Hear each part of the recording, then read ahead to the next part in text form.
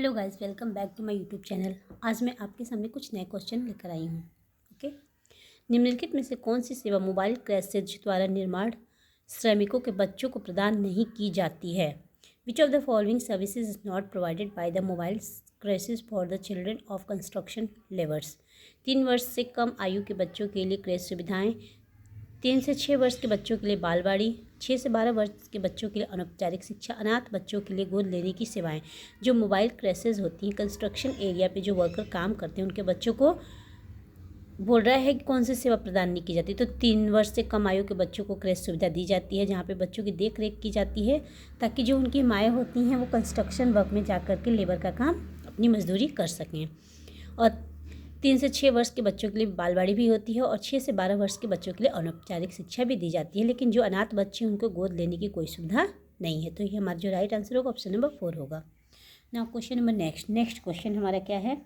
किसी भी बच्चे के व्यवहार को समस्यापूर्ण व्यवहार तब माना जाता है जब यह a child's behaviour is considered difficult behaviour when it is अन्य बच्चों का मनोरंजन करता है, उसके स्वयं के समायोजन को प्रभावित करता है और दूसरों को परेशान करता है, कभी कभी ही दिखता है, केवल एक ही दिन तक रहता है।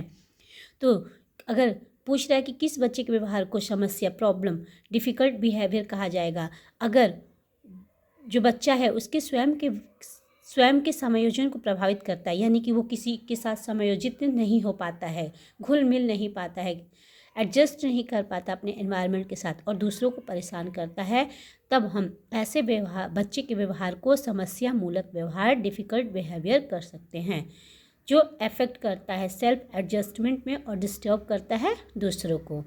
जो हमारा राइट आंसर होगा ऑप्शन नंबर 2 होगा। क्वेश्चन नंबर नेक्स्ट, निम्नलिखित में से कौन सा कारण असंयम मूत्रता बिस्तर गीला करने का संभावित कारण नहीं है? विच of the following factor is not a possible causes of bed wetting? तो क्या है? आनुवांशिक, अच्छे शिक्षण का अभाव, मूत्र प्रणाली की अपरिपक्वता, स्वलीनता, ऑटिज्म।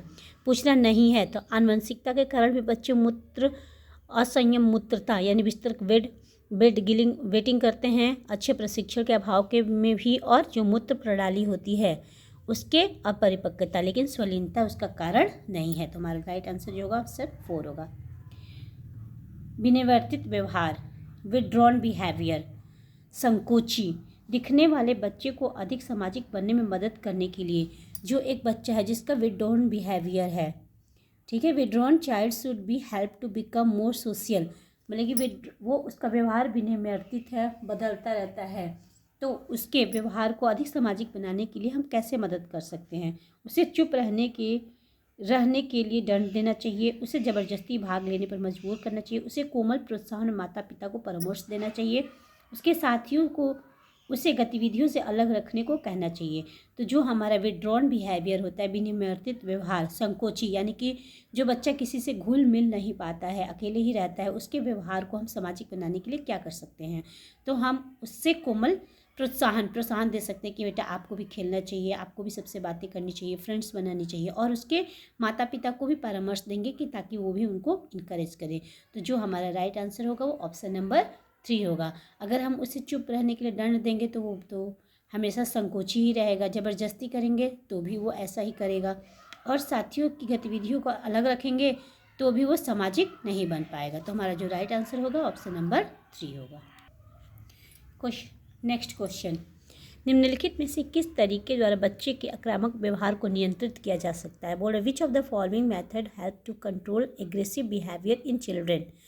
जो बच्चे में एग्रेसिव बिहेवियर होता है उसको कंट्रोल करने के लिए कौन सा सबसे उचित तरीका है? आक्रामक व्यवहार दिखाने पर बच्चे को शारीरिक रूप से दंड देकर, कभी बच्चे के आक्रामक व्यवहार को हतोत्साहित करके और कभी उस व्यवहार की उपेक्षा करके, हर बार बच्चे के आक्रामक व्यवहार को हतोत्साहित करके, बच्चे के आक्रामक व्यवहार की प्रशंसा करके। तो बोल रहा है उसको नियंत्रित करने के लिए हर बार जब बच्चा जब भी एग्रेसिव बिहेवियर करे तो उसको डिस्करेज करना है, हतोत्साहित करना है, उसके एग्रेसिव व्यवहार को बढ़ावा नहीं देना है, उसको दंड भी नहीं देना है, और ना उसे उत्साहित करना है, ना उपेक्षा करना है, और प्रशंसा भी नहीं करना है। जब भी बच्चा एग्रेसिव बिहेवियर करे तो उसको अनदेखा करना है, मतलब कि उसको ना ही दंड देना है, ना प्रशंसा करना है, ना उसकी बात माननी है हर बार। तो हर बार बच्चे के आक्रामक व्यवहार को हतोत्साहित डिस्करेज करना है। ये सबसे हमारा आक्रामक व्यवहार को नियंत्रित करने का उचित तरीका। तो जो हमारा आंसर होगा, राइट आंसर, वो ऑप्शन नंबर 3 होगा। अधिकांश नेत्रहीन लोग, क्या बोला, मोस्ट ब्लाइंड पीपुल कैसे होते हैं? बिल्कुल कुछ भी नहीं देख सकते, केवल स्पर्श को महसूस कर सकते हैं, प्रकाश और अंधकार के बीच पहचान भेद कर सकते हैं, दूसरों से ज़्यादा सुनने की शक्ति के साथ पैदा होते हैं। तो जो अधिकांश नेत्रहीन व्यक्ति होते हैं वो can perceive shades of light and dark, वो प्रकाश और अंधकार के बीच पहचान कर सकते हैं। जो अधिकांश मोस्ट ब्लाइंड पीपुल प्रकाश, लाइट और डार्क के में डिफरेंस कर सकते हैं। तो जो हमारा राइट आंसर होगा ऑप्शन नंबर 3 होगा। बिल्कुल भी नहीं देख सकते, ऐसा कुछ नहीं है, किसी किसी को थोड़ा बहुत दिखाई देता है। स्पर्श महसूस करते हैं, ये भी नहीं है। और दूसरे से ज़्यादा सुनने की शक्ति से के साथ पैदा होते हैं, ये भी नहीं है। ठीक है।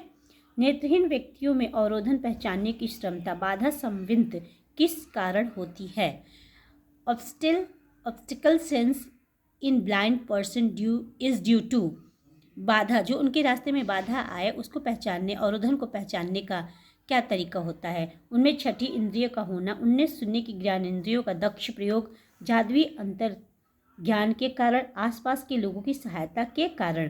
तो जो नेत्रहीन व्यक्ति होते हैं, जो भी ऑब्स्टेकल उनके मार्ग में बाधा आता है उसको पहचानने का उनमें उचित कारण किस कारण होता है? उनमें सुनने की ज्ञानेंद्रिय का दक्ष प्रयोग करते हैं। अब उन्हें दिखाई देता तो नहीं है, तो इसलिए वो हमेशा अपने जो श्रवण ज्ञानेंद्रिय होती है, सुनने की जो उनकी पावर होती है, उसको हमेशा चौकस रहते हैं, ताकि उनको थोड़ी सी भी आवाज़ आए या कुछ भी आए तो उनको सुनाई दे, क्योंकि उनको दिखाई तो देता नहीं, इसलिए वो अपने कानों का प्रयोग ज़्यादा करते हैं। ठीक है।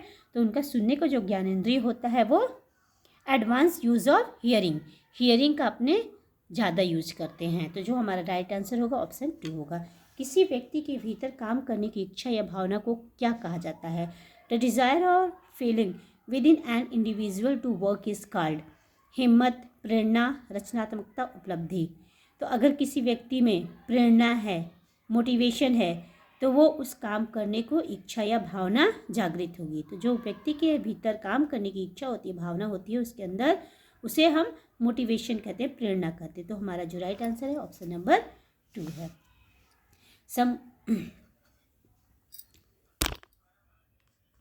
Now question number next.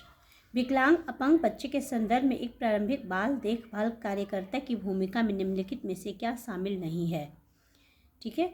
बच्चे में विकलांगता की पहचान करना, माता पिता के साथ संवाद करना, विकलांगता के लिए दवा लिखना, बच्चे को शैक्षणिक योजना तैयार करना। तो जो द रोल होता है कि चाइल्डहुड केयर वर्कर का, उसमें क्या उसकी भूमिका नहीं होती है? विकलांगता के लिए दवा लिखना। ठीक है। बच्चे की विकलांगता की पहचान करना, ये उसका कार्य है। माता पिता के साथ संवाद करना उसकी विकलांगता के बारे में, ये भी उसका कार्य है। और शैक्षणिक योजना बनाना, अगर बच्चे में किसी प्रकार की प्रॉब्लम है तो वो उसके लिए उस टाइप का ही शैक्षणिक योजना तैयार करेगी। लेकिन दवा लिखना एक डॉक्टर का काम है। तो ये हमारा जो राइट आंसर होगा ऑप्शन नंबर 3 होगा। निम्नलिखित में से कौन सा विकलांग अपंग व्यक्तियों के पुनर्वास का भाग नहीं है? विच of the following is not a part of rehabilitation of person which disability. बोल रहा है कि इनमें से कौन सा जो विकलांग लोग हैं उनके रिहैबिलिटेशन पुनर्वास का भाग नहीं है? व्यावसायिक प्रशिक्षण, सर्जरी, सहायता उपकरण, प्रसवोत्तर माता की देखभाल। तो जो वोकेशनल ट्रेनिंग है वो पुनर्वास के लिए उनके उपयोगी है, सर्जरी भी उपयोगी है और सहायक उपकरण भी उपयोगी है। बट प्रसवोत्तर माता की देखभाल ये विकलांग व्यक्तियों के रिहैबिलिटेशन के लिए नहीं है। तो जो हमारा राइट आंसर होगा ऑप्शन 4 होगा। विकलांग अपंग बच्चों के सबसे कम प्रतिबिंबित शैक्षणिक परिवेश है। The list restrictive educational sitting for a child with disability is नियमित आम विद्यालय, विशेष विद्यालय, आवासीय विद्यालय, घर आधारित शिक्षा। क्या बोल रहा है? द लिस्ट रिस्ट्रिक्टिव विकलांग बच्चे के लिए सबसे कम प्रतिबिंबित शैक्षणिक परिवेश क्या है? नियमित आम विद्यालय। ठीक है। उसमें कोई प्रतिबंध नहीं होता है। विशेष विद्यालय में बस उन्हीं टाइप के रहेंगे, आवासीय विद्यालय भी उनके लिए और घर पर भी उनके लिए प्रॉब्लम है। ऐसे माता पिता जो बच्चों को वह काम नहीं करने देते जो आसानी से या थोड़े प्रयास से कर सकते हैं, वे हैं। पूछ रहा है कि ऐसे माता पिता बताइए जो बच्चों को आसानी से या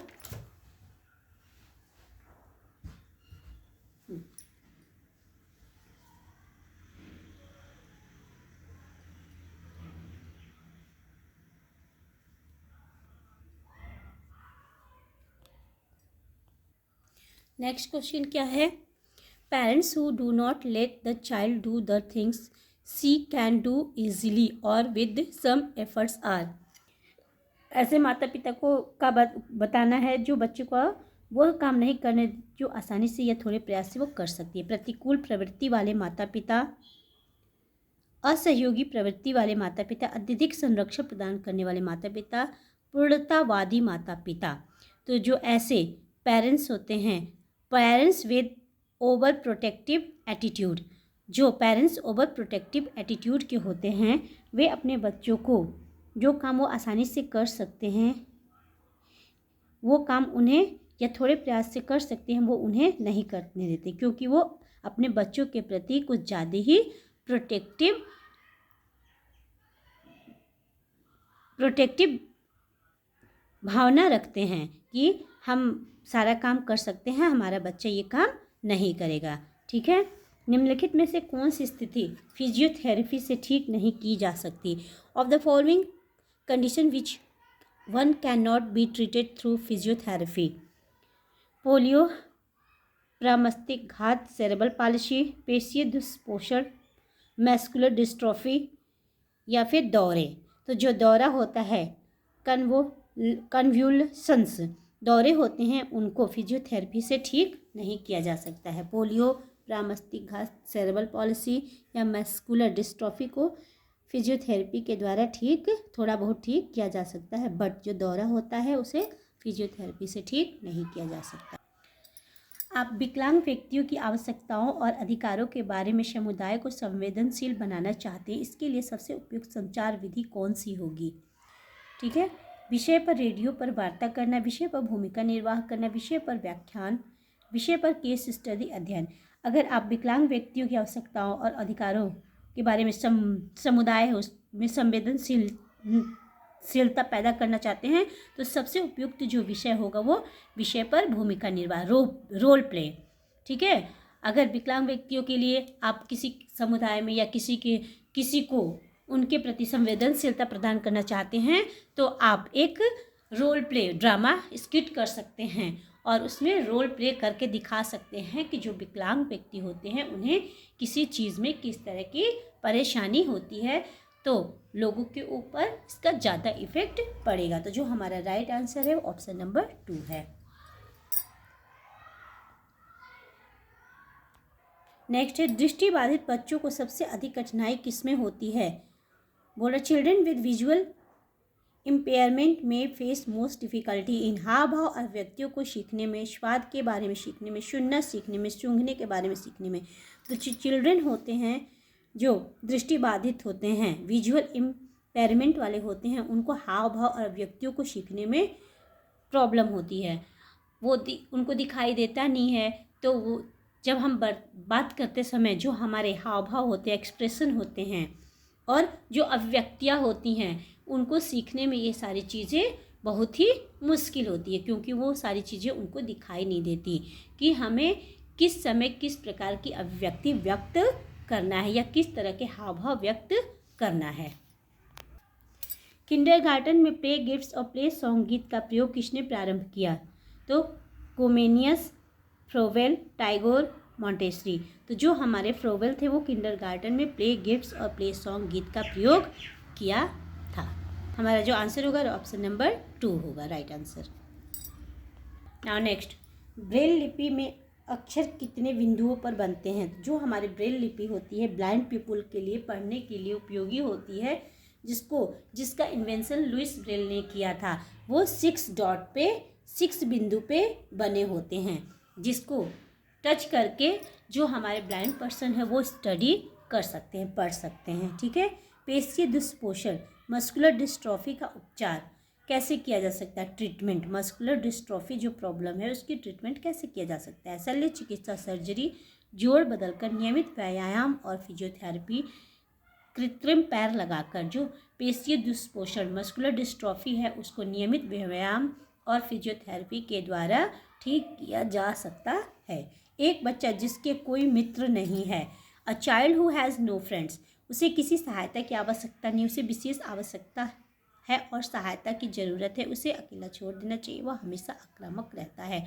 तो जो बच्चा है जिसका कोई फ्रेंड नहीं है, उसे has a special need and requires help, उसे विशेष आवश्यकता और सहायता की ज़रूरत है ताकि वो लोगों से घुल मिल पाए और फ्रेंड्स बना पाए, उसे अकेला नहीं छोड़ना चाहिए। तो जो हमारा राइट आंसर होगा ऑप्शन नंबर 2 होगा। नाउ नेक्स्ट, यदि किसी बच्चे को किसी वस्तु का बहुत भय, दुर्वृत्ति, फेबिया है तो आपको क्या करना चाहिए? If a child has a phobia of an object you should, अगर किसी बच्चे को किसी चीज़ से बहुत ज़्यादा डर लगता है तो आपको क्या करना चाहिए? उसे बस यह कहे कि डरने की कोई बात नहीं, बच्चे को उस वस्तु के पास जाने के लिए मजबूर करें। बच्चा जब यह भय दिखाए तब उसे उस वस्तु से दूर ले जाएं। बच्चे पर जोर डालें कि वह अपने डर के बारे में बात करे। तो जो हमारा राइट आंसर होगा ऑप्शन नंबर 3 होगा। जब किसी बच्चे को किसी चीज़ से फोबिया होता है तो ऐसा नहीं है कि बिल्कुल भी आप उसे उसके पास ना ले जाएं। अगर ऐसा करेंगे तो वो हमेशा लाइफ टाइम उस चीज़ से डरता रहेगा। तो आपको क्या करना है कि जब ले जाना है उस चीज़ के पास से फेस कराना है आपको, लेकिन अगर बच्चा डर महसूस करे, भय दिखाए तो उस वस्तु से आपको उसे दूर हटा देना है। ये नहीं कि अब बच्चा इस चीज़ से डर रहा है तो आप पूरी ज़िंदगी उस चीज़ को उसके सामने नहीं लाएं, फिर वो लाइफ टाइम उससे डरता रहेगा और उसका डर नहीं ख़त्म होगा। ठीक है। तो जो हमारा राइट आंसर होगा ऑप्शन नंबर 3 होगा।